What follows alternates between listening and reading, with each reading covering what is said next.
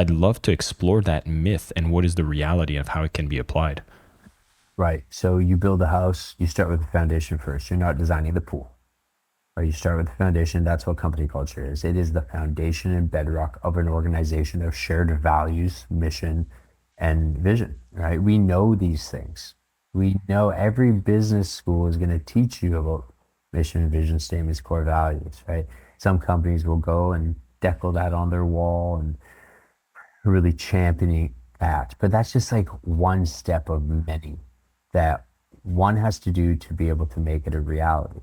Now, if you're from Toronto and you're familiar with a beach called Sugar Beach, it's downtown Toronto, and it was 2 blocks away from my home when I was there full time. And in ideating what Brasa Peruvian Kitchen would be, and I say ideating because I couldn't action anything. I started it during the pandemic, and Toronto had many lockdowns. So I had some idle time to think about what is this company going to look and behave like.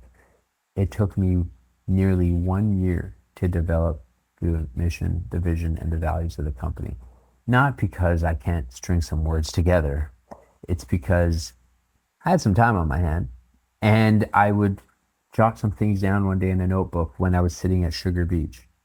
I would put it away and I would come back, look at it again.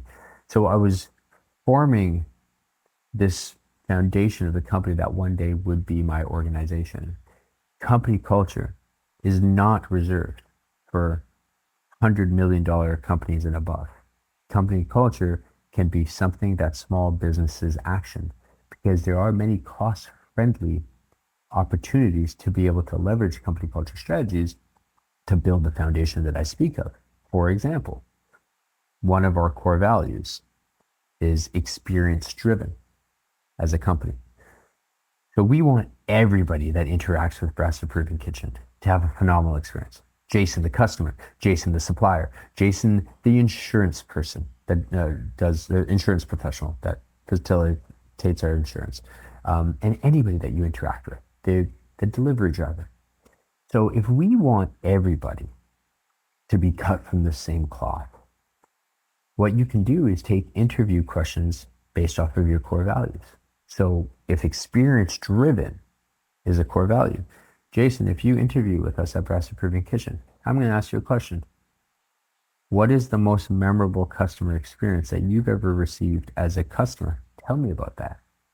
Now, if Jason leans in and really describes a phenomenal experience that he had with a mom and pop coffee shop, I'm going to probe it. Like, how'd that make you feel? Did you tell people about it? How did you describe that? That likely means Jason has customer centricity in his DNA. He knows how to give that experience. But if Jason says, you know what, I can't think of anything. Well, I wonder, how on earth are you going to deliver a great experience if you don't even know what that looks like as the end customer? We might not make an offer to somebody like that. So if you're thinking of your organization, whether it's a sales team within a company, whether it's your own organization, regardless of industry, start with your values and then figure out who am I going to invite into this company to join me to build it based off of these values. And that's how you can connect the culture to the interview process. What does that cost us? A little bit of time, a little bit of invention. Doesn't cost us a lot in hard dollars. Right when you were sharing that interview question, I already had my own customer centric experience that I've actually taken the time to do a solo episode to speak of someone's coffee shop in Ottawa on how they dedicated to experience. And like already that shows where you can have that sense of commonality around what you value and what is important. And that's such an easy thing. This is not about hiring a culture person. This is a quick thing that you can actually look that already is applicable now that can save you on the interview question. Now, I'd be curious to know when it comes to picking customer, if we're looking at a sales context, have you noticed how this actually helps in terms of conversion, or if it starts influencing the way that you market or look for leads when you actually have a focus on culture? Yeah, you want the world to know how you behave as an organization, not just employees, right? You want to be able to appeal to people who may buy from you that also may say, wow, I like that company, right? I want to buy from them. I want to support them.